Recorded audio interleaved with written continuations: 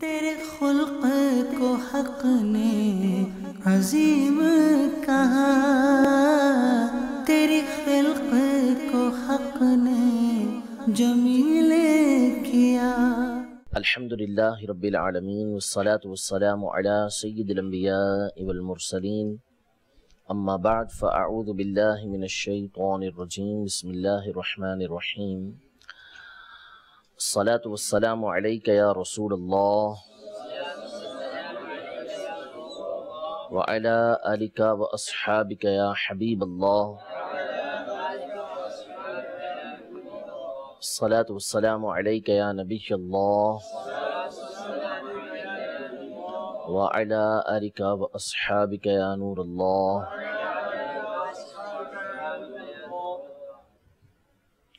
قاضی ایاز بن موسیٰ بن ایاز مالکی رحمۃ اللہ تعالی علیہ کی کتاب الشفاء بتعریف حقوق المصطفیٰ صلی اللہ تعالی علیہ وسلم کا درس ہمارا جاری ہے، اور الباب الاول یعنی پہلے باب کی 8 فصلیں بیان ہو چکی ہیں، اور اس باب کا جو مقصد ہے وہ قرآن پاک کی ان آیات کا ذکر کرنا ہے کہ جس میں نبی کریم صلی اللہ تعالی علیہ وآلہ وسلم کی جو قدر و منزلت بارگاہ رب العزت میں ہے اس پر جو صریح آیات دلالت کرتی ہیں ان کو بیان کرنا اس باب میں مقصود ہے۔ تو اس کی 8 فصلیں گزر چکی ہیں، آج انشاءاللہ 9ویں فصل کا ہمارا درس ہوگا۔ قرآن مجید فرقان حمید میں اللہ جل شانہ نے کئی صورتیں مکمل ایسی نازل فرمائیں کہ جس میں سرور دو عالم صلی اللہ تعالی علیہ وآلہ وسلم کے فضائل، آپ کے کمالات، آپ کے مرتبے، یہ پوری کی پوری صورت میں واضح الفاظ کے اندر بیان ہوئے ہیں۔ جیسے سورہ والضحیٰ میں از ابتدا تا انتہا نبی رحمت صلی اللہ تعالی علیہ وسلم کی شان و عظمت کو بیان کیا گیا اور واضح الفاظ میں بیان کیا گیا۔ اسی طرح سورہ علم نشرح کے اندر نبی کریم صلی اللہ تعالی علیہ وسلم کی جو قدر و منزلت اللہ تبارک و تعالیٰ کی بارگاہ میں ہے، آپ کا مقام و مرتبہ اللہ تبارک و تعالیٰ کی بارگاہ میں ہے، اس کو بیان کیا گیا ہے۔ انہی صورتوں میں سے ایک صورت نبی کریم صلی اللہ تعالیٰ علیہ وسلم کی شان و عظمت میں جو نازل ہوئی، جس کے بارے میں خود نبی کریم رؤوف الرحیم علیہ افضل الصلاۃ والتسلیم نے یہ ارشاد فرمایا کہ مجھ پر وہ صورت نازل کی گئی ہے جو مجھے سب سے زیادہ پیاری ہے۔ اس صورت میں نبی رحمت شفیع امت صلی اللہ تعالی علیہ وآلہ وسلم کے کئی فضائل، کئی کمالات بیان کیے گئے۔ آپ کو اس بات کی بشارت دی گئی کہ اللہ نے آپ کے طفیل، آپ کے صدقے میں، آپ کی برکت سے آپ کے اگلے پچھلوں کے گناہوں کو معاف فرما دیا ہے۔ آپ کو اللہ تبارک و تعالیٰ نے صراط مستقیم پر استقامت عطا فرمائی ہے۔ آپ پر اپنی نعمتوں کو اللہ تبارک و تعالیٰ نے تمام کیا ہے، اور آپ کے غلاموں کو بھی جو بشارت دی گئی ہے اور جو آپ کے غلاموں کے ساتھ اللہ تبارک و تعالیٰ معاملہ فرمائے گا، اس کو اس صورت کے اندر بیان کیا۔ اور یہ صورت سورۃ الفتح ہے، سورۃ الفتح جو قرآن پاک کے 26ویں پارے میں موجود ہے، اور 26ویں پارے کی یہ تیسری صورت ہے ترتیب کے لحاظ سے۔ یہ صورت اس وقت نازل ہوئی جب نبی کریم صلی اللہ تعالیٰ علیہ وآلہ وسلم عمرہ فرمانے کے لیے مکہ مکرمہ سن 6 ہجری میں جانے لگے، تو کفار قریش نے، حالانکہ یہ قاعدہ اور اصول ہے، ہمیشہ سے یہ اصول رہا کہ کفار قریش کی کسی سے بھی دشمنی ہو، کیسی ہی دشمنی ہو، وہ کعبۃ اللہ المشرفہ سے کسی کو نہیں روک سکتے تھے۔ یعنی حالات عرب، اگر ہم جو عربوں کے حالات ہیں جو اسلام سے پہلے کے تھے وہ پڑھیں تو ان کی جو دشمنیاں ہیں وہ ہمارے سامنے بین ہیں، واضح ہیں بالکل، کہ آپس میں کیسے ان کے جھگڑے تھے۔ لیکن اس کے باوجود قریش کسی بھی قبیلے کو مکہ مکرمہ آنے سے نہیں روک سکتے تھے۔ وجہ یہ تھی کہ کعبۃ اللہ شریف تمام لوگوں کا مرکز تھا اور مرکز ہے، تو اس لیے تمام لوگ وہاں پر آ سکتے تھے۔ لیکن کفار قریش، مشرکین مکہ، نبی کریم صلی اللہ تعالیٰ علیہ وسلم کی عداوت میں اس قدر بڑھ گئے تھے، اس قدر غلوف تھا کہ جب سن 6 ہجری میں نبی کریم صلی اللہ تعالیٰ علیہ وآلہ وسلم اپنے اصحاب کے ساتھ تشریف لانے لگے مکہ مکرمہ کی طرف، تو انہوں نے حضور علیہ الصلوۃ والسلام کو روکنے کے لیے جنگ کی تیاری شروع کی، اور باقاعدہ ایک لشکر جو ہے نبی کریم صلی اللہ علیہ وسلم کو روکنے کے لیے بھیجا، لیکن آپ علیہ الصلوۃ والسلام چونکہ جنگ کا ارادہ نہیں رکھتے تھے، اس وقت لڑنے کا کوئی ارادہ نہیں تھا، آپ نے مکہ مکرمہ ہی جانا تھا، تو آپ ایک دوسرا راستہ اختیار کر کے حدیبیہ کی طرف سے مکہ مکرمہ کی طرف چلے، جو ایک طویل راستہ ہے، وہ کٹھن راستہ ہے، اس راستے سے آپ چلے، اور جب حدیبیہ کے مقام پر پہنچے تو وہاں آپ رکے، اور وہاں بار بار کفار قریش کے نمائندوں نے آ کر اس بات کا اظہار کیا کہ ہم آپ کو مکہ مکرمہ نہیں آنے دیں گے، اور پھر وہاں پر مشہور دو واقعے پیش آئے۔ نمبر 1 صلح حدیبیہ ہوئی وہاں پر، کہ جس میں کچھ شرائط طے ہوئے کہ مسلمان اور کفار کی یعنی مشرکین مکہ کی آپس میں کوئی جنگ نہیں ہوگی، اور یہ باتیں طے ہوئیں جس میں بظاہر مسلمانوں کے خلاف شرائط نظر آتی تھی، مسلمان اس میں دبتے ہوئے نظر آتے تھے، لیکن نبی کریم صلی اللہ تعالی علیہ وسلم نے یہ صلح کی، جس میں ایک شرط یہ تھی کہ اگر کوئی کافر مکہ مکرمہ سے ایمان قبول کر کے مسلمانوں کے پاس آتا ہے تو مسلمان اسے لوٹا دیں گے، اور اگر کوئی مسلمان نعوذ باللہ من ذالک اپنے دین سے پھرتا ہے، پھرا نہیں کوئی، لیکن اگر کوئی پھرتا ہے اور مکہ مکرمہ جاتا ہے تو مشرکین مکہ اس کو نہیں لوٹائیں گے، اور ایک دوسرے کے در پہ نہیں ہوں گے، تجارت جاری رہے گی، ایک دوسرے کے قافلے نہیں روکیں گے، یہ ساری باتیں طے ہو گئیں۔ اور یہ وہ موقع تھا کہ جس میں بڑے بڑے صحابہ کرام علیہم رضوان کو یہ بات سمجھ نہیں آ رہی تھی کہ ہم باوجود حق پر ہونے کے ایسی شرائط کیوں قبول کریں، حتیٰ کہ حضرت عمر رضی اللہ تعالی عنہ وہ بھی اس بات پہ تیار نہیں تھے، لیکن نبی کریم صلی اللہ تعالی علیہ وآلہ وسلم جو کائنات میں سب سے زیادہ عقل مند ہے، اللہ نے سب سے زیادہ ان کو عقل عطا فرمائی، سب سے زیادہ دانائی ان کو عطا فرمائی، آپ جانتے تھے کہ یہ وہ شرائط ہیں کہ جس کی وجہ سے اسلام پھیلے گا، اور واقعی یہی ہوا جو نبی کریم صلی اللہ تعالی علیہ وسلم نے اپنی دانائی کے ذریعے، اپنی ذہانت کے ذریعے جو شرائط طے کی تھیں، اس کے بعد جو اسلام کا پھیلاؤ ہوا اور لوگ بکثرت جو ہے گروہ در گروہ اسلام کے اندر یہ داخل ہونے لگے، تو یہ صلح حدیبیہ کہلاتی ہے۔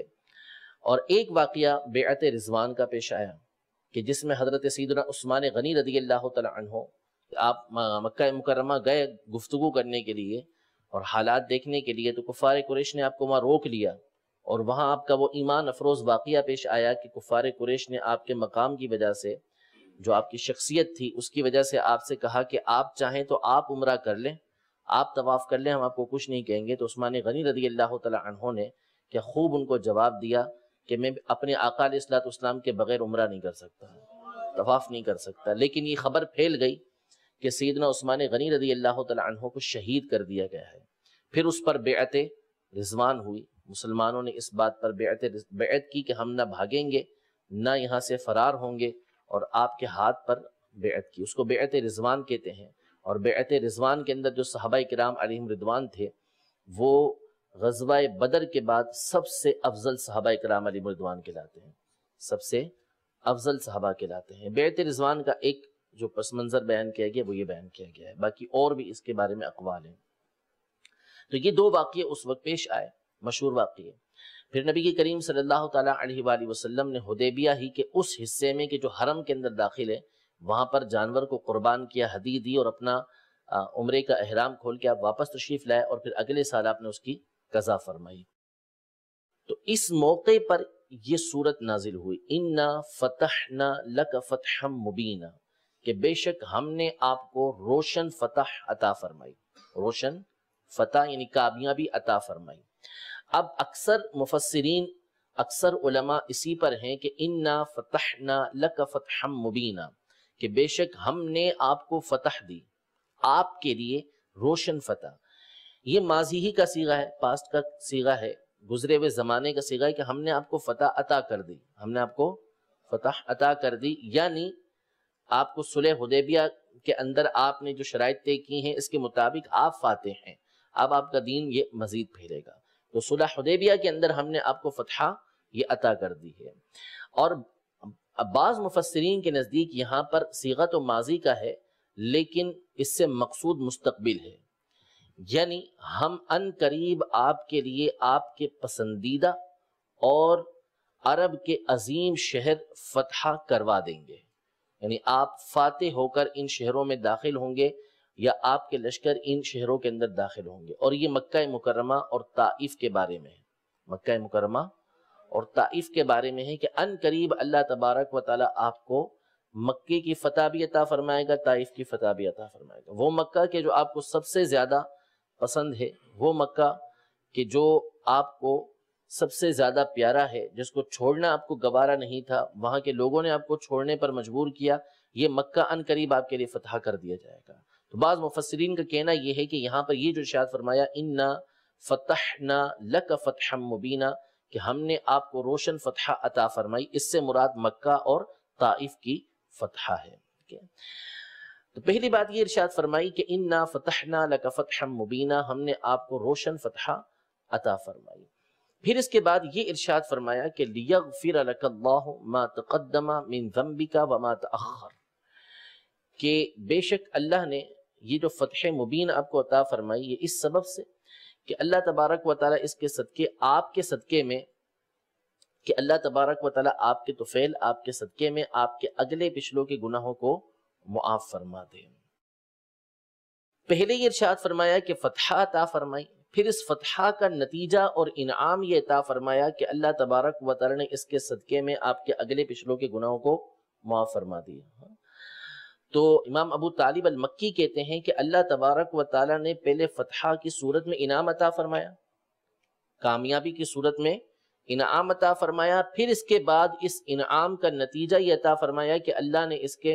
اس انعام کے بعد آپ کو یہ مقام و مرتبہ دیا کہ آپ کے صدقے آپ کے اگلے پچھلوں کے گناہوں کو معاف کر دیا۔ تو یہ دونوں چیزیں اللہ تبارک و تعالیٰ کی طرف سے ہیں۔ فتح کس نے دی؟ اللہ نے دی۔ پھر اس کے بعد مغفرت کی بشارت کس نے دی؟ اللہ تبارک و تعالیٰ نے دی۔ تو فتح بھی عطا فرما رہا ہے اور آپ کو یہ مقام بھی عطا فرما رہا ہے کہ آپ کے صدقے آپ کے اگلے پچھلوں کے گناہ بھی معاف ہو رہے ہیں۔ تو یہ فرماتے ہیں ابو طالب المکی رحمۃ اللہ تعالی علیہ، یہ اللہ کے احسان پر احسان ہے، اللہ کے احسان پر احسان ہے اور اس کے فضل پر فضل ہے، کرم پر کرم ہے کہ پہلے خود ہی احسان فرماتا ہے، پھر اس کے پر اور مزید اللہ تبارک و تعالی انعام عطا فرماتا ہے، یعنی یہ اللہ کی شان ہے۔ یہاں مغفرت کا لفظ آیا ہے تو یہ عقیدہ ہے، نظریہ ہے ہمارا اہل سنت کا کہ انبیاء کرام علیہم السلام اعلان نبوت سے پہلے بھی گناہ کبیرہ سے پاک ہوتے ہیں اور اعلان نبوت کے بعد بھی گناہ کبیرہ سے پاک ہوتے ہیں۔ اسی طرح اعلان نبوت کے بعد گناہ صغیرہ سے قصدن پاک ہوتے ہیں، عمدن بھی پاک ہوتے ہیں، اور اعلان نبوت سے پہلے بھی محققین کے نزدیک گناہ صغیرہ سے عمدن اور قصدن یعنی جان بوجھ کر یا غلطی سے ہر طرح کی گناہ سے یہ پاک ہوتے ہیں۔ انبیاء کرام علیہم السلام اللہ تبارک و تعالیٰ کی نافرمانی نہیں کرتے، ٹھیک ہے۔ جہاں قرآن مجید فرقان حمید میں انبیاء کے لیے غفران کا لفظ آیا، مغفرت کا لفظ آیا، تو غفران کا معنی ہوتا ہے ڈھانپ لینا، کسی چیز کو چھپا لینا، ٹھیک ہے، ڈھانپ لینا یا درمیان میں پردہ بن جانا، درمیان میں حائل ہو جانا کسی چیز کے، یہ غفران کا معنی کہلاتا ہے۔ تو جب انبیاء کرام علیہم السلام کے لیے غفران کا لفظ استعمال ہوگا، مغفرت کا لفظ استعمال ہوگا، تو اس کا مطلب یہ ہوگا کہ اللہ تبارک و تعالیٰ نے انبیاء کرام اور گناہوں کے درمیان پردہ کر دیا کہ اب ان سے گناہ صادر ہی نہیں ہو سکتا۔ انبیاء کرام علیہ السلام اور گناہوں کے درمیان پردہ حائل کر دیا کہ اب ان سے گناہ نہیں ہو سکتا، یا دوسرا مطلب یہ کہ اللہ نے اپنی رحمت سے ان کو ایسا ڈھانپ لیا کہ اب ان سے کوئی گناہ صادر نہیں ہو سکتا، ان سے کسی طرح کا کوئی گناہ نہیں ہو سکتا۔ جبکہ دیگر افراد کے لیے جب مغفرت کا لفظ آئے گا تو اس کا مطلب یہ ہوگا کہ اللہ تبارک و تعالی نے اپنی رحمت سے ان کے گناہوں کو معاف فرما دیا۔ دیگر افراد کے لیے، انبیاء کرام علیہ السلام کے علاوہ دیگر افراد کے لیے جب مغفرت کا لفظ آئے گا تو اس کا مطلب کیا ہوگا کہ اللہ نے اپنی رحمت سے ان کے گناہوں کو معاف فرما دیا۔ تو یہاں پر سیدی اعلیٰ حضرت امام اہل سنت کا جو ترجمہ ہے وہ کئی مفسرین سے اور تابعین سے یہ ترجمہ ثابت ہے، اور یہی قرآن و حدیث کے دیگر آیات اور احادیث کا جو مضمون ہے ان سے معید بھی ہے کہ یہ ارشاد فرمایا لیغفر لک اللہ ما تقدم من ذنبک وما تأخر، کہ تاکہ اللہ تبارک و تعالی آپ کے صدقے میں آپ کے اگلے پچھلوں کے گناہوں کو معاف فرما دے۔ یعنی لام یہاں پر سببیت کا ہے کہ اللہ تبارک و تعالی نے نبی کریم صلی اللہ تعالی علیہ وسلم کی ذات گرامی کو یہ مقام اور مرتبہ عطا فرمایا ہے کہ اللہ تبارک و تعالی ان کے صدقے ان کے اگلے پچھلوں کے گناہوں کو معاف فرما دیتا ہے۔ ابن عطا رحمت اللہ تعالی علیہ فرماتے ہیں کہ اس صورت میں حضور علیہ الصلوۃ والسلام کے لیے کئی نعمتیں جمع کی گئی ہیں، بہت ساری نعمتیں جمع کی گئی ہیں۔ ان میں سے ایک نعمت یہ ہے کہ اللہ نے آپ کو فتح مبین عطا فرمائی، فتح مبین عطا فرمائی، اور فتح مبین کا عطا فرمانا یہ آپ کی اللہ تبارک و تعالیٰ کی بارگاہ میں مستجاب الدعویٰ ہونے کی دلیل ہے، آپ کی دعاؤں کے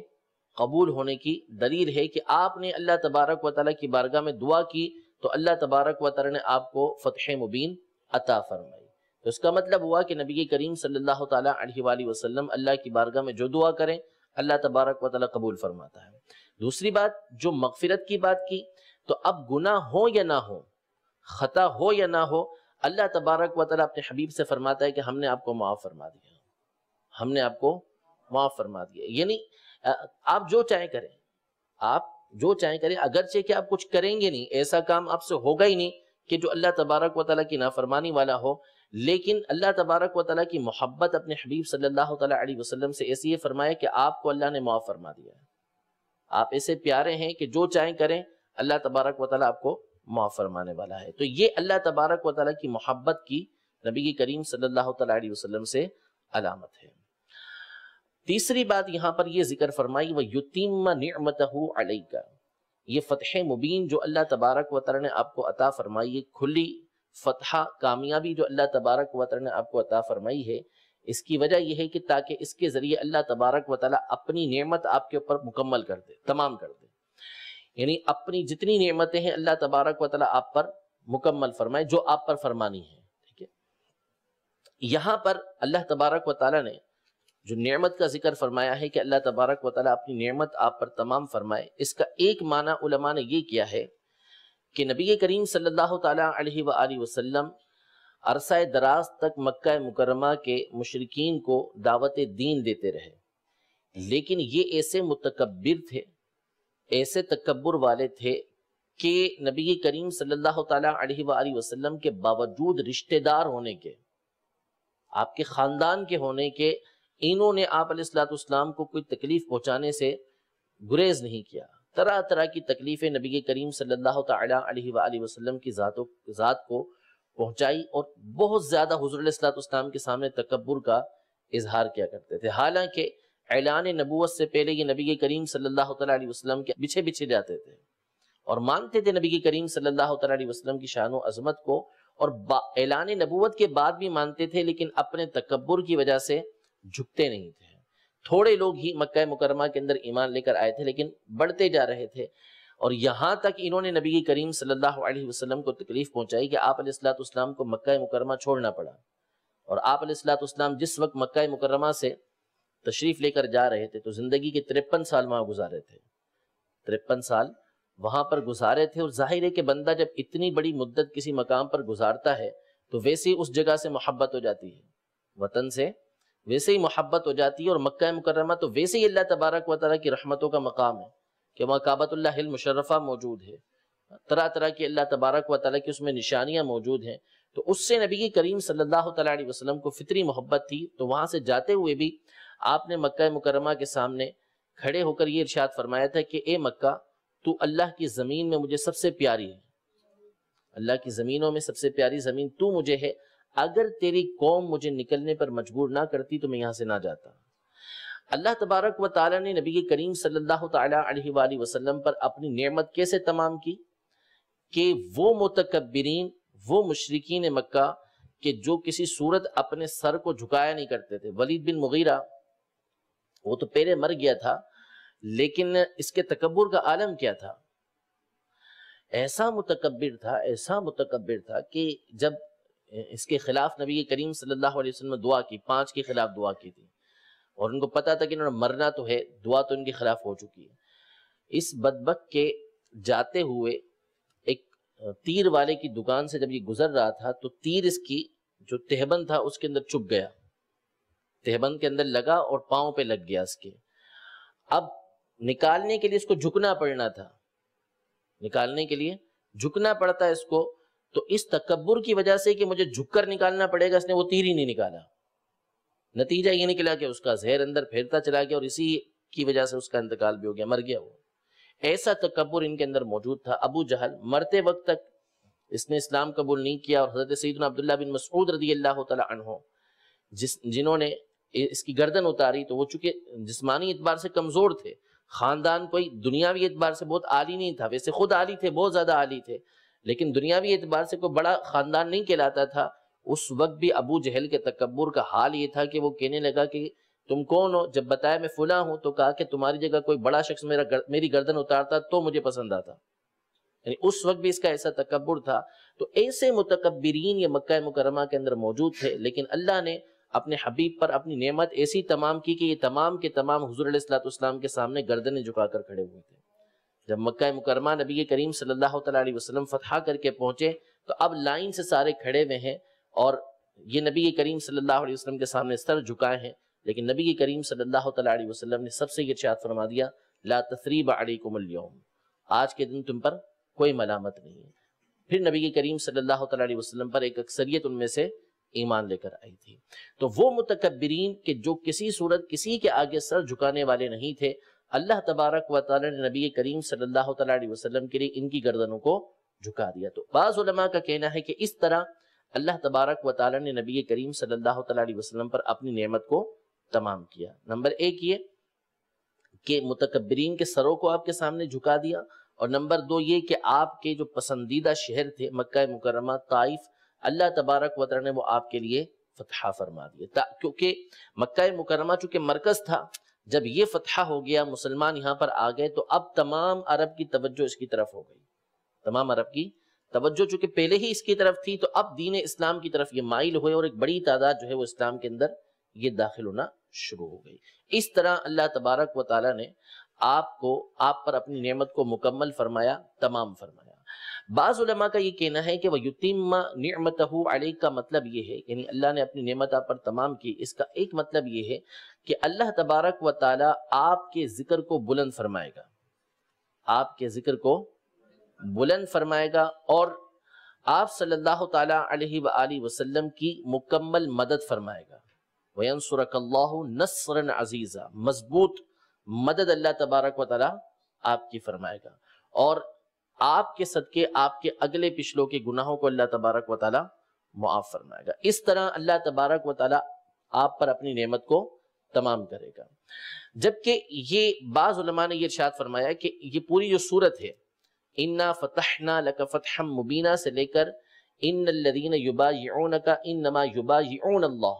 يَدُ اللَّهِ فَوْقَ أَيْدِيهِمْ، بے شک وہ لوگ کہ جو آپ سے بیعت کرنے والے ہیں حقیقتاً وہ اللہ سے بیعت کرنے والے ہیں، اور اللہ کا دست قدرت ان کے اوپر ہے، اللہ کا ہاتھ ان کے اوپر ہے۔ یہاں تک جتنی باتیں بیان ہوئی ہیں یہ ساری کی ساری اللہ تبارک و تعالیٰ کی نعمتیں ہیں، ساری کی ساری اللہ تبارک و تعالیٰ کی نعمتیں ہیں۔ ان نعمتوں کے ذریعے اللہ تبارک و تعالیٰ آپ کے اوپر انعام فرمائے گا اور اپنی نعمت کو مکمل فرمائے گا۔ کس طرح؟ پہلی بات اللہ تبارک و تعالیٰ نے یہ ارشاد فرمائی کہ وَيَهْدِيَكَ صِرَاطًا مُسْتَقِيمًا،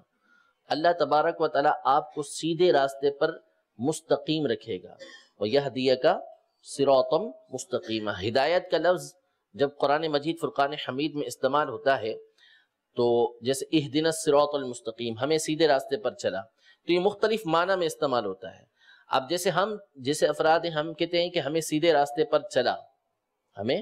سیدھے راستے پر چلا، جو راستہ تو نے ہمیں دکھا دیا اس راستے پر چلا، جو تیرے حبیب صلی اللہ علیہ وسلم نے ہمارے سامنے واضح کر دیا اس پر ہمیں چلا۔ جب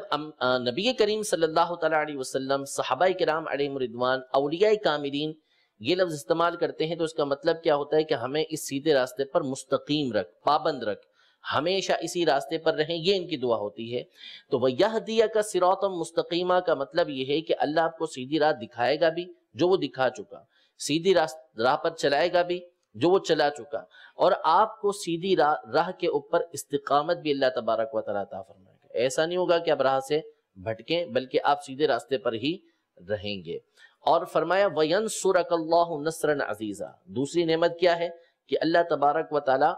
آپ کی بھرپور مدد فرمائے گا۔ اب نبی کریم صلی اللہ تعالی علیہ وآلہ وسلم کی جو شفقت اور رحمت ہے خصوصاً اپنی امت پر، ویسے تو آپ سب پر جو ہے وہ شفیق ہیں، سب پر شفیق محبت فرمانے والے ہیں، جو اللہ تبارک و تعالیٰ کے خلاف ہو پھر اس کے نبی کریم صلی اللہ علیہ وسلم سب سے بڑے مخالف ہیں، سب سے زیادہ اس کے مخالف نبی کریم صلی اللہ تعالیٰ علیہ وسلم ہیں۔ لیکن آپ چاہے مسلمان ہوں کفار ہوں، اپنے زمانے میں نبی کریم صلی اللہ علیہ وسلم نے ہر ایک کی ہدایت کے لیے کوشش کی۔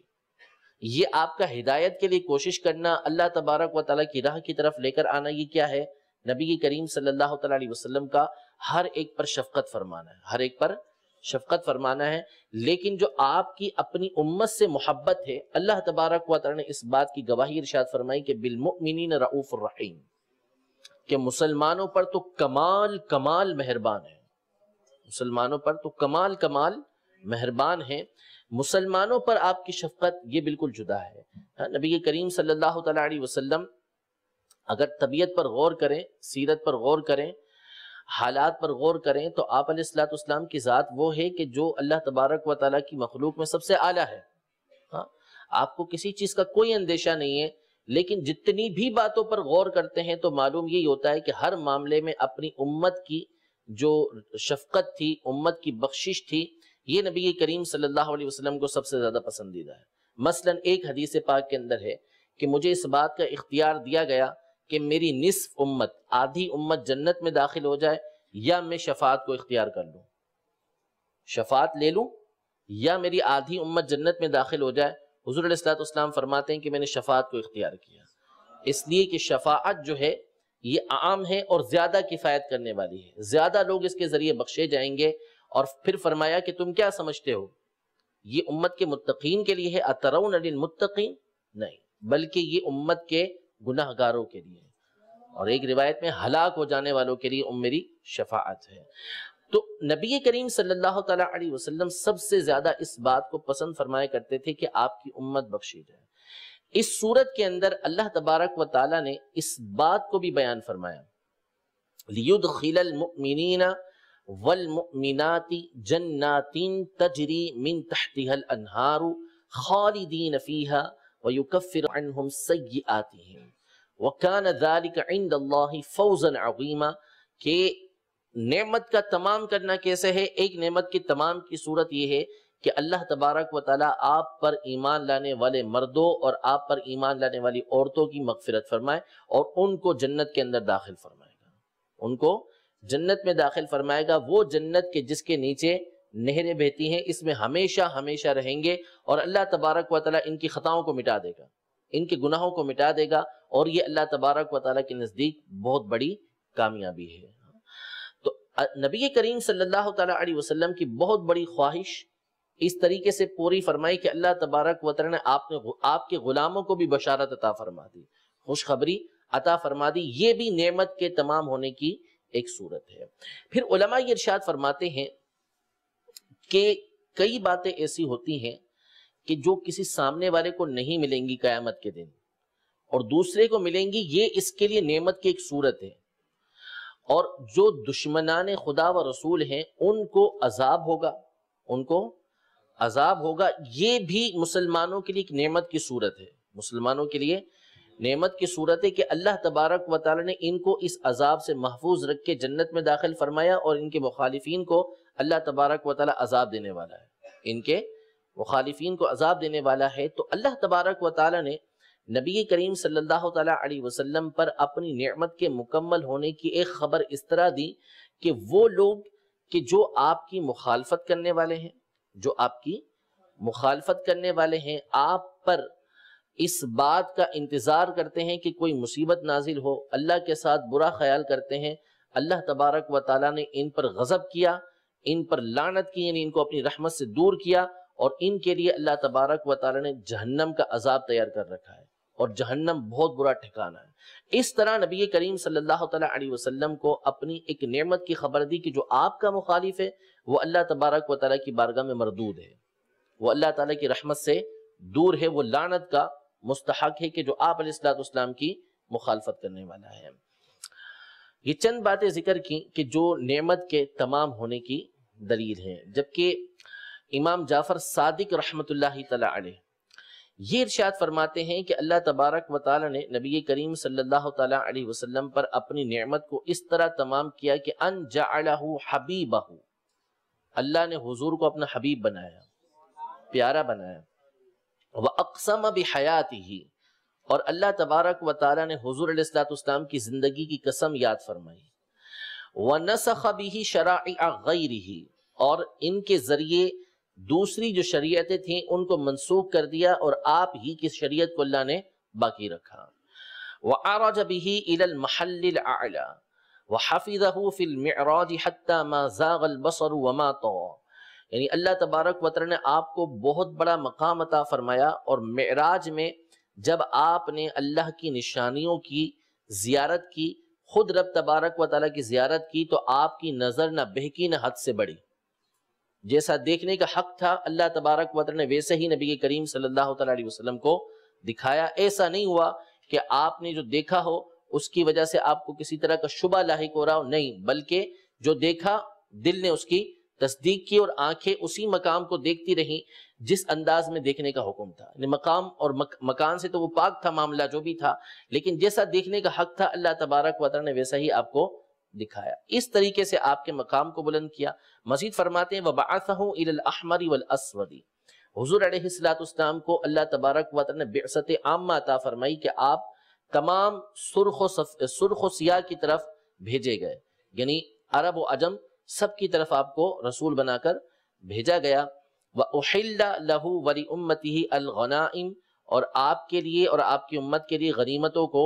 حلال کیا گیا۔ وَجَعَلَهُ شَفِيعًا مُشَفَّعًا وَسَيِّدَ وُلْدِ آدم، اللہ تبارک و تعالی نے آپ کو شفیع بھی بنایا کہ آپ شفاعت کرنے والے ہیں، اور مشفع بھی بنایا کہ جن کی شفاعت کو قبول بھی کیا جاتا ہے، اور آپ کو اولاد آدم کا سردار بنایا۔ وَقَرَنَ ذِكْرَهُ بِذِكْرِهِ، اور اللہ نے آپ پر اپنی نعمت اس طرح تمام کی کہ اپنے نام کے ساتھ آپ کے نام کو ملایا، اپنے ذکر کے ساتھ آپ کے ذکر کو ملایا۔ وَرِضَاهُ بِرِضَاهُ، اور حضور کی رضا، اپنی رضا کے ساتھ حضور کی رضا کو ملایا۔ یعنی قرآن پاک میں اللہ نے اس بات کو ذکر کیا کہ اللہ اور اس کا رسول راضی ہو، ہونا یہ چاہیے کہ وہ اللہ اور اس کے رسول کو راضی کریں، تو اپنی رضا کے ساتھ نبی کریم صلی اللہ علیہ وسلم کی رضا کو ملایا۔ وَجَعَلَهُ أَحَدَ رُكْنِهِ التَّوْحِيدِ، اور آپ علیہ السلام کو توحید کے دو رکنوں کا ایک رکن بنایا۔ توحید اس وقت تک مکمل نہیں ہوتی جب تک رسول کریم صلی اللہ تعالی علیہ وسلم کی رسالت کی گواہی نہ دی جائے۔ توحید کب مکمل ہوگی؟ جب رسول کریم صلی اللہ تعالی علیہ وسلم کی رسالت کی گواہی دی جائے۔ فقط اللہ تبارک و تعالیٰ کو ایک ماننا کافی نہیں، ٹھیک ہے؟ اللہ کو ایک تو یہودی بھی مانتے ہیں، ان کی ایک تعداد مانتی ہے، جو عیسائی پرانے عیسائی نصارہ ہیں وہ بھی اللہ تبارک و تعالیٰ کو ایک مانتے ہیں۔ ان میں سے الگ الگ فرقے ہیں، بعض وہ ہیں کہ جو 3 خدا مانتے ہیں، 3 میں سے ایک خدا مانتے ہیں، لیکن وہ جو ایک خدا ماننے والے ہوں تو ان کا ایک خدا ماننا کفایت نہیں کرے گا جب تک کہ نبی کریم صلی اللہ تعالی علیہ وسلم کی رسالت کی گواہی نہیں دیں گے۔ لہذا یہ ضروری ہے کہ نبی کریم صلی اللہ علیہ وسلم کی رسالت کی گواہی دی جائے۔ اسی بات کو امام جعفر صادق رضی اللہ تعالی عنہ نے اس طرح ارشاد فرمایا کہ توحید کے 2 رکن کو میں سے ایک رکن جو ہے وہ نبی کریم صلی اللہ تعالی علیہ وسلم کی رسالت کی گواہی دینا ہے، ٹھیک ہے؟ یہاں تک بات کی اتمام نعمت کی۔ اگلی بات ہے کہ ان تمام باتوں کو بیان فرمانے کے بعد یہ ارشاد فرمایا اِنَّا أَرْسَلْنَاكَ شَاهِدًا وَمُبَشِّرًا وَنَذِيرًا، کہ بے شک ہم نے آپ کو شاہد بنا کر بھیجا، ہم نے آپ کو مبشر بنا کر بھیجا، ہم نے آپ کو نذیر بنا کر بھیجا۔ شاہد کا مطلب اعلی حضرت امام اہل سنت نے تو حاضر و ناظر کیا ہے، اور اس پر ایک تفسیری بحث ہم شفا کے پچھلے ایک درس کے اندر کر کے آ چکے ہیں کہ اللہ تبارک و تعالی نے نبی کریم صلی اللہ تعالی علیہ وسلم کو کس طرح حاضر ناظر بنایا ہے۔ یہاں پر 2 باتیں قاضی ایاز مالکی رحمۃ اللہ تعالی علیہ نے ذکر کی کہ شاہد کا مطلب ہوتا ہے گواہ، شاہد کا مطلب گواہ ہوتا ہے۔ حضور علیہ السلام کی خصوصیات میں سے، آپ کی فضیلتوں میں سے ایک فضیلت یہ ہے کہ جب قیامت کا دن ہوگا تو تمام انبیاء کرام علیہم السلام سے اللہ تبارک و تعالی یہ ارشاد فرمائے گا، یوم یجمع اللہ الرسل فیقول ماذا اجبتم، کہ تمہیں کیا بتایا گیا، تمہیں کیا جواب دیا گیا، ٹھیک ہے۔ یعنی اللہ تبارک و تعالی رسولوں سے سوال کرے گا کہ رسولوں سے بھی اس دن سوال کیا جائے گا، فَلَنَسْأَلَنَّ الْمُرْسَلِينَ، جو مرسلین ہیں ان سے بھی سوال کریں گے، اللہ تبارک و تعالی ان سے بھی سوال کرے گا۔ ہاں، تو انبیاء کرام علیہم السلام یہ ارشاد فرمائیں گے کہ ہم نے، پہلے تو ارشاد فرمائیں گے کہ لا علم لنا، کہ تیرے پاس ہی علم ہے، ہمیں علم نہیں ہے، ٹھیک ہے، تیرے پاس ہی علم ہے۔ لیکن پھر بعد میں وہ جواب دیں گے کہ ہم نے جو رسالت کا تقاضا تھا اسے پورا کیا، جو دین کے احکام تھے اسے لوگوں تک پہنچا دیا۔ تو ان کی امت جو ہے جھٹلائے گی، وہ کہے گی کہ نہیں، ہمیں نہیں پہنچایا گیا، ہمیں بات نہیں پہنچائی گئی۔ تو انبیاء کرام علیہم السلام سے اللہ تبارک و تعالی گواہ طلب فرمائے گا، حالانکہ اللہ تبارک و تعالی جانتا ہے کہ انبیاء کرام علیہم السلام نے تبلیغ کی ہے، احکام پہنچا ہے، لیکن حجت کو تمام کرنے کے لیے اللہ تبارک و تعالی یہ انبیاء کرام علیہم السلام سے ارشاد فرمائے گا کہ تمہارے گواہ کون ہیں، تمہارے گواہ کون ہیں کہ تم نے اپنی امت تک پیغام کو پہنچا دیا۔ تو وہ کہیں گے کہ ہماری گواہ جو ہے وہ امت محمدیہ ہے۔ تو اب امت محمدیہ کو لایا جائے گا تو وہ کہیں گے کہ ہاں انبیاء کرام علیہ السلام نے تبلیغ دین کر دی۔ تو وہ امتیں کہیں گی، پچھلی امتیں، کہ ان کو کیا پتا، یہ تو ہمارے بعد آئے تھے، یہ تو ہمارے بعد آئے تھے۔ اب سوال ہوگا امت محمدیہ سے، امت محمدیہ سے سوال ہوگا کہ ہاں بتاؤ تو تمہارے گواہ کون ہیں، تمہیں کس نے بتایا یہ؟ تو وہ کہیں گے کہ ہمیں ہمارے آقا محمد مصطفیٰ صلی اللہ تعالی علیہ وسلم نے یہ بات ارشاد فرمائی۔ اب آقا علیہ السلام تشریف لے کر آئیں گے، لیکن تشریف لانے سے پہلے معاملات بہت سارے ہو چکے ہوں گے۔ جو شفاعت کبریٰ ہے اس کا دروازہ کھل چکا ہوگا، شفاعت کبریٰ کا دروازہ کھل چکا ہوگا، مقام محمود حضور علیہ السلام کو مل چکا ہوگا،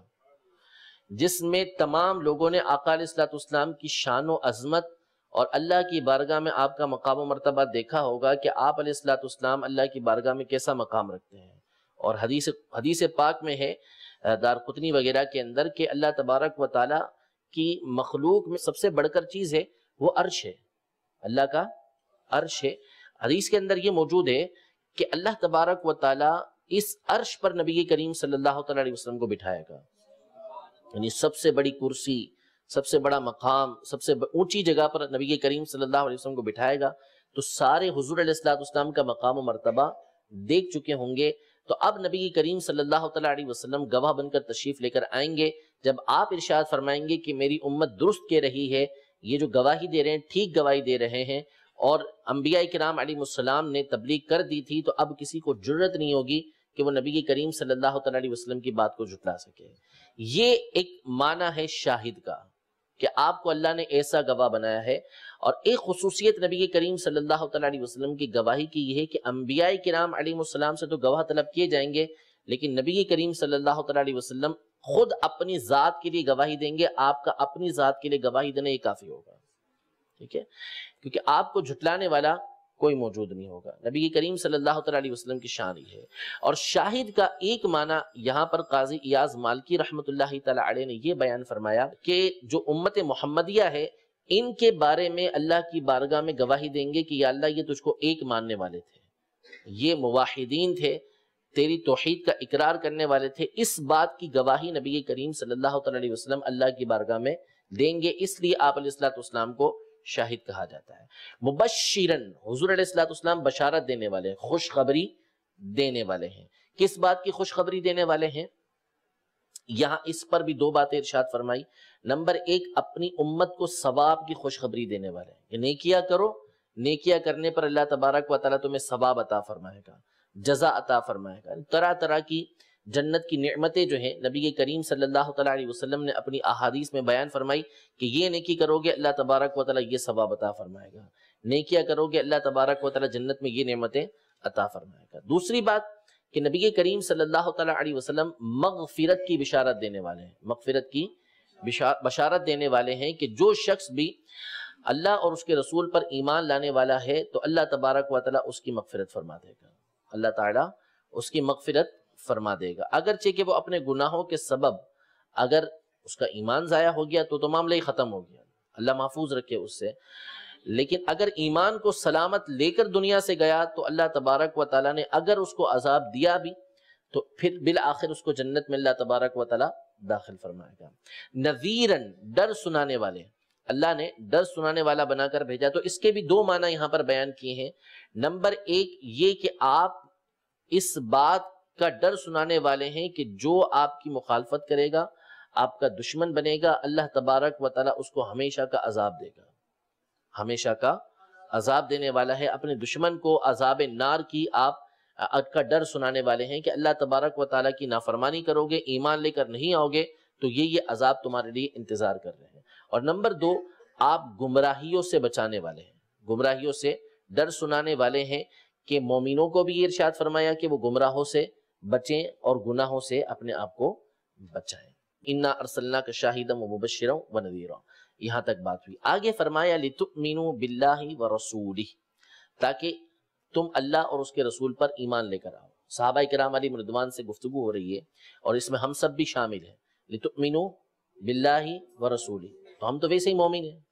اللہ اور اس کے رسول پر ایمان لانے والے ہیں، اور صحابہ کرام علیہم رضوان بھی ایمان لانے والے تھے۔ تو اس کا مطلب کیا ہے کہ جب تم یہ دیکھو گے کہ تمہارے آقا علیہ الصلوۃ والسلام کو اللہ نے کیسے کیسے مقامات عطا فرمائے ہیں تو تمہارے ایمان کے اندر اضافہ ہو جائے گا، یعنی تمہارے ایمان کے اندر مضبوطی آئے گی، قوت آئے گی، ٹھیک ہے۔ جب تم ایسے ایسے انعامات دیکھو گے تو لتؤمنوا باللہ ورسولہ کا مطلب ہے کہ تم اپنے ایمان پر ثابت قدم رہو۔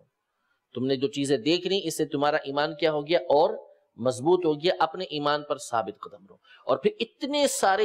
انعامات دیکھ لیے، اتنی ساری باتیں حضور علیہ الصلوۃ والسلام کی دیکھ لی تو وتعزروہ وتوقروہ،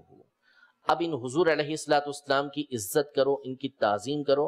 اور ان کی توقیر کرو، ان کی تعظیم و توقیر کرو۔ وتعزروہ وتوقروہ، حضور کی تعظیم میں مبالغہ کرو، خوب مبالغہ کرو، ہاں جتنا مبالغہ کر سکتے ہو کرو، بس ان کو خدا نہ بنانا۔ جیسا کہ امام بصیری رحمۃ اللہ تعالی فرماتے ہیں کہ جو کہنا ان کے بارے میں کہہ دو، لیکن جو نصارہ نے کہا اس سے بچے رہو،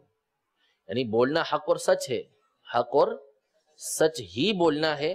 خدا نہیں ہے نبی کریم صلی اللہ تعالی علیہ وسلم، لیکن رضا نے ختم سخن اس پہ کر دیا، خالق کا بندہ خلق کا آقا کہوں تجھے۔ اس سے پہلے کیا فرماتے رہے، حیران ہوں میرے شاہ میں کیا کیا کہوں تجھے، لیکن کیا خالق کا بندہ خلق کا آقا کہوں تجھے۔ آپ خدا نہیں ہیں، آپ خدا کے بندے ہیں۔ باقی جو مخلوق کے اندر جتنے کمالات ہو سکتے ہیں اللہ تبارک و تعالی نے سب آپ علیہ الصلوۃ والسلام کو عطا فرمائے۔ لہذا حضور کی تعظیم کے اندر، حضور کی توقیر کے اندر، حضور علیہ الصلوۃ والسلام کی عزت کے اندر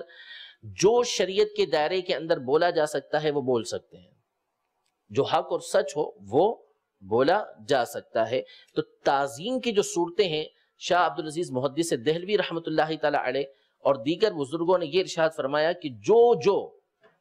طریقہ کار شریعت مطہرہ کے دائرے کے اندر آتا ہے، میلاد کی صورت کے اندر آتا ہے، نعت خوانی کی صورت کے اندر آتا ہے، آپ کے فضائل و کمالات بیان کرنے کی صورت کے اندر آتا ہے، تو جو باتیں بھی اس میں آتی ہیں وہ تمام کی تمام اس تعظیم و توقیر والی آیت کے اندر داخل ہیں۔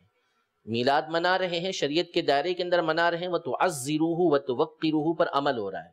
حضور کی تعظیم کی جا رہی ہے، حضور کی توقیر کی جا رہی ہے۔ اور بعض نے اس کو پڑھا ہے وَتُعَزِّرُوهُ کی جگہ وَتُعَزِّزُوهُ،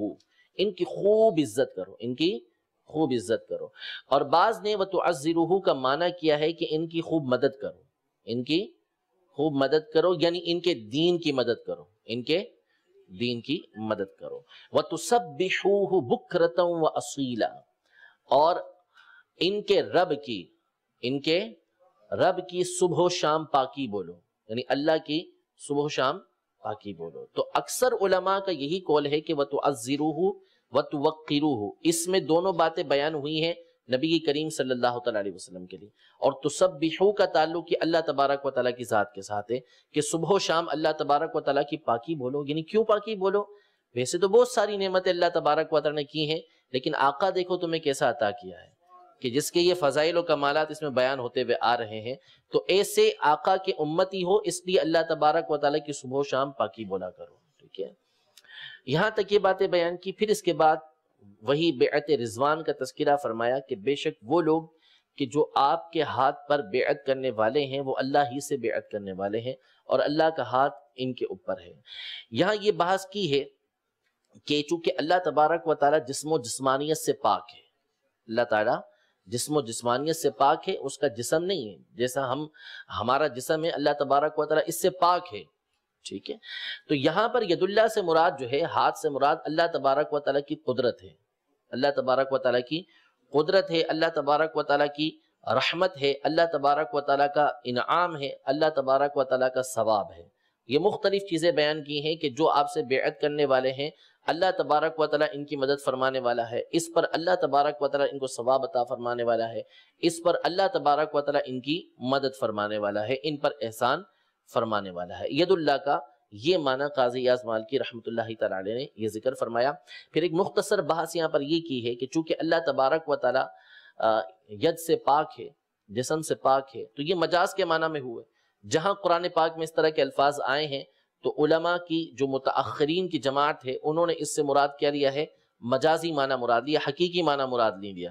یعنی اللہ تبارک و تعالیٰ کا ہاتھ ہے تو اس کا مطلب کیا؟ اللہ تبارک و تعالیٰ کی قدرت۔ جب ہم کسی کو کہتے ہیں تمہارے اوپر میرا ہاتھ ہے، تمہارے اوپر فلاں کا ہاتھ ہے، تو اس کا مطلب کیا ہوتا ہے کہ فلاں جو ہے وہ تمہارا مددگار ہے، فلاں تمہارا مددگار ہے۔ تو اس طرح کے الفاظ جب استعمال ہوتے ہیں تو جو متقدمین ہیں، قدیم علماء ہیں، وہ تو کہتے ہیں کہ ہم اس کا معنی اللہ کے سپرد کرتے ہیں، اللہ تبارک و تعالیٰ جانتا ہے، اللہ تبارک و تعالیٰ جانتا ہے۔ لیکن بعد میں جو علماء آئے تو انہوں نے فلاسفہ کو جواب دینے کے لیے یہ ارشاد فرمایا کہ یہاں پر حقیقی معنی نہیں بلکہ مجازی معنی مراد ہے، اور ہر زبان کے اندر اس طرح کے الفاظ استعمال ہوتے ہیں کہ میرا تمہارے اوپر ہاتھ ہے، ظاہر ہے میرا ان کے اوپر کوئی ہاتھ نہیں ہے، لیکن مقصد کیا ہے کہ میں ان کا پیچھے سے مددگار ہوں۔ تو ید اللہ کا مطلب کیا ہوگا کہ اللہ تبارک و تعالیٰ ان کا مددگار ہے۔ اسی بات کو ایک دوسری آیت کے ذریعے یہ ثابت کیا کہ قرآن پاک میں اللہ تبارک و تعالیٰ نے سورۃ الانفال میں اس بات کو ذکر کیا ہے کہ فَلَمْ تَقْتُلُوهُمْ وَلَكِنَّ اللَّهَ قَتَلَهُمْ وَمَا رَمَيْتَ إِذْ رَمَيْتَ وَلَكِنَّ اللَّهَ رَمَى، یعنی اے مسلمانوں تم ان کافروں سے قتال نہیں کر رہے، تم ان سے نہیں لڑ رہے، بلکہ اللہ تبارک و تعالیٰ ان کو قتل کر رہا ہے، اللہ تبارک و تعالیٰ ان کو مار رہا ہے۔ اور حضور علیہ السلام نے جب ہجرت کے وقت آپ اپنے گھر سے باہر تشریف لے کر آئے تو آپ نے مٹی اٹھائی اور مٹی اٹھا کے ان کفار کی طرف پھینکی، یا غزوے کے اندر آپ نے مٹی کفار کی طرف پھینکی تو وہ تمام کافروں کی آنکھوں میں چلی گئی، جس سے ان کو پتہ ہی نہیں چلا کہ حضور علیہ السلام جو ہے وہ ہجرت کر کے تشریف لے گئے ہیں۔ تو اس کے بارے میں فرمایا کہ اللہ تبارک و تعالیٰ نے جو مٹی آپ نے پھینکی وہ آپ نے نہیں پھینکی بلکہ اللہ تبارک و تعالیٰ نے ان کی آنکھوں کے اندر ڈالی ہے۔ تو حضور علیہ السلام کے کام کی نسبت اللہ تبارک و تعالیٰ نے اپنی ذات کی طرف کی ہے۔ تو ان میں یہ بیان کرنا چاہتے ہیں کہ اللہ تبارک و تعالیٰ نبی کریم صلی اللہ تعالیٰ علیہ وسلم کے کیے ہوئے کاموں کو اپنی طرف منسوب فرماتا ہے۔ یعنی اگر دیکھا جائے دنیاوی اعتبار سے، ظاہری اعتبار سے یہ کام کس نے کیا؟ صحابہ نے کیا اور نبی کریم صلی اللہ علیہ وسلم نے کیا، لیکن اللہ تبارک و تعالیٰ اس کام کی نسبت کیا کر رہا ہے؟ اپنی ذات کی طرف فرما رہا ہے، اپنی ذات کی طرف فرما رہا ہے۔ اس سے اس کام کی اہمیت ظاہر ہوتی ہے کہ یہ کام تم نے نہیں کیا، ہم نے کیا، اور یہ حقیقی اعتبار سے ہے، کیونکہ بندے کے بس میں نہیں ہے کہ وہ اپنی کوئی چیز دوسرے تک پہنچا سکے۔ میں پتھر پھینکتا ہوں آپ کی طرف تو میرے بس کے اندر نہیں ہے کہ پتھر آپ تک پہنچ جائے، کون پہنچائے گا؟ اللہ تبارک و تعالیٰ۔ لہذا یہاں پر حقیقی معنی مراد ہوگا، اور ید اللہ فوق ایدیہم میں جو ہے اس سے مراد مجازی معنی ہوگا، اس سے مجازی معنی ہوگا، وہاں پر حقیقی معنی مراد نہیں ہے۔ اس بات کو قاضی ایاز مالکی رحمۃ اللہ تعالی علیہ نے بیان کیا ہے۔ یہ آج کے سبق کا خلاصہ اور تفصیل دونوں تھی، تفصیل بھی آ گئی اور اس کے اندر سبق کا خلاصہ بھی آ گیا۔ اب دیکھ لیں کہ کیا ارشاد فرمایا ہے، کیونکہ اس کتاب کی جو عبارت ہے وہ بھی بابرکت ہے، شفا شریف کی جو عبارت ہے وہ بھی بابرکت ہے، کیونکہ شفا کے بارے میں علماء نے یہ ارشاد فرمایا کہ جس گھر کے اندر یہ ہو اللہ تبارک و تعالیٰ اس کو آسیب سے محفوظ رکھتا ہے، جنات سے محفوظ رکھتا ہے۔ عقیدہ نظریہ مضبوط ہو تو اللہ تبارک و تعالیٰ یہ برکت عطا فرماتا ہے۔ اور شروع میں بیان ہو چکا ہے کہ علامہ عابد سندھی رحمۃ اللہ تعالیٰ علیہ جو زبردست محدث گزرے ہیں، اعلیٰ حضرت کے شیخ الشیخ ہیں، وہ فرماتے ہیں کہ اس کی قرآت کی برکت سے زیارت مصطفیٰ صلی اللہ علیہ وسلم بھی نصیب ہوتی ہے، مجرب ہے یہ، تو اس لیے ہم عبارت چھوڑتے نہیں ہیں، پڑھنے کی کوشش کرتے ہیں تاکہ اس کی برکت بھی ہمیں حاصل ہو جائے۔ فرماتے ہیں بسم اللہ الرحمن الرحیم، الفصل التاسع، نوی فصل، فیما تضمنته سورة الفتح من کراماته صلی اللہ علیہ وسلم، قال اللہ تعالی انا فتحنا لك فتحا مبینا الى قوله تعالی ید اللہ فوق ایدیہم، تضمنت هذه الآيات من فضله والثناء عليه وكريم منزلته عند الله تعالى ونعمته لديه ما يقصر الوصف عن الانتهاء إليه، یعنی اللہ تبارک و تعالی نے اس سورت کے اندر جو آیات نازل فرمائی، ان میں نبی کریم صلی اللہ تعالی علیہ وسلم کی وہ ثنا ہے، اللہ کی بارگاہ میں آپ کا وہ مقام و مرتبہ بیان کیا گیا ہے کہ جس کو کوئی زبان بیان نہیں کر سکتی، یعنی اس کی مکمل تفصیل کوئی نہیں کر سکتا کہ جو حضور علیہ السلام کو عطا فرمایا۔ فابتدأ جل جلالہ بإعلامہ بما قضاہ لہ من القضاء البین بظہورہ وغلبتہ علی عدوہ وعلو کلمتہ وشریعتہ وانہ مغفور لہ غیر مؤاخذ بما کان وما یکون، قال بعضهم اراد غفران ما وقع وما لم يقع ای انک مغفور لک، وقال مکی جعل اللہ المنة سببا للمغفرة وكل من عنده لا إله غيره منة بعد منة وفضلا بعد فضل، ثم قال ويتم نعمته عليك، قيل بخضوع من تكبر لك، وقيل بفتح مكة والطائف، وقيل يرفع ذكرك في الدنيا وينصرك ويغفر لك، فأعلمه بتمام نعمته عليه بخضوع متكبر عدوه له وفتح أهم البلاد عليه وأحبها له ورفع ذكره وهدايته الصراط المستقيم المبلغ الجنة والسعادة ونصره النصر العزيز ومنته على أمته المؤمنين بالسكينة والطمانية التي جعلها في قلوبهم وبشارتهم بما لهم عند ربهم بعد وفوزهم العظيم والعفو عنهم والستر لذنوبهم وهلاك عدوه في الدنيا والآخرة ولعنهم وبعدهم من رحمته وسوء منقلبهم، ثم قال إنا أرسلناك شاهدا ومبشرا ونذيرا الآية، فعد محاسنه وخصائصه من شهادته على أمته لنفسه لتبليغه الرسالة لهم، وقيل شاهدا لهم بالتوحيد ومبشرا لأمته بالثواب، وقيل بالمغفرة ومنذرا عدوه بالعذاب، وقيل محذرا من الضلالات ليؤمن بالله ثم به من سبقت له من الله الحسنى ويعزروه أي يجلونه، وقيل ينصرونه، وقيل يبالغون في تعظيمه ويوقروه أي يعظمونه، وقرأه بعضهم وتعززوه بزائين من العز، والأكثر والأظهر أن هذا في حق محمد صلی اللہ تعالی علیہ وسلم، ثم قال وتسبحوه فهذا راجع الى اللہ تعالی۔ گفتگو اس پر تمام پیچھے گزر چکی ہے۔ آگے فرماتے ہیں قال ابن عطاء، ابن عطا کہتے ہیں جمع للنبی صلی اللہ تعالی علیہ وسلم فی هذه السورة نعم مختلف من الفتح المبین،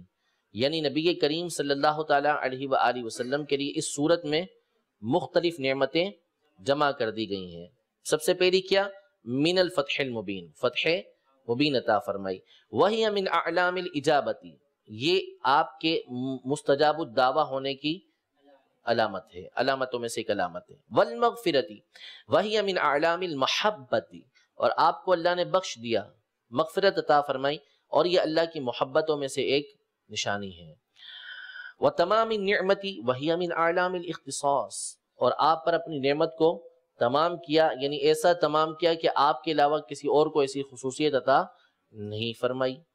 والہدایتی وہی من اعلام الولایتی، اور اللہ نے آپ کو ہدایت پر استقامت دی، اس کا مطلب ہے کہ آپ کا مددگار یہ اللہ تبارک و تعالیٰ ہے،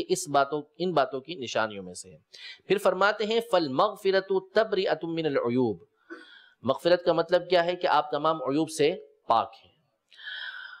اور فرمایا وتمام النعمت ابلاغ الدرجۃ الکاملہ، اور نعمت کے تمام کرنے کی ایک صورت کیا ہے کہ کامل درجے تک اللہ تبارک و تعالی نے آپ کو پہنچا دیا، والہدایۃ وہی الدعوۃ الی المشاہدہ، وقال جعفر بن محمد من تمام نعمته علیہ ان جعلہ حبیبہ، وأقسم بحياته ونسخ به شرائع غيره وعرج به إلى المحل الأعلى وحفظه في المعراج حتى ما زاغ البصر وما طغى وبعثه إلى الأحمر والأسود وأحل له ولأمته الغنائم وجعله شفيعا مشفعا وسيد ولد آدم وقرن ذكره بذكره ورضاه برضاه وجعله أحد ركني التوحيد. ثم قال تعالى إن الذين يبايعونك إنما يبايعون الله يعني بيعة الرضوان أي إنما يبايعون الله ببيعتهم إياك يد الله فوق أيديهم يريد عند البيعة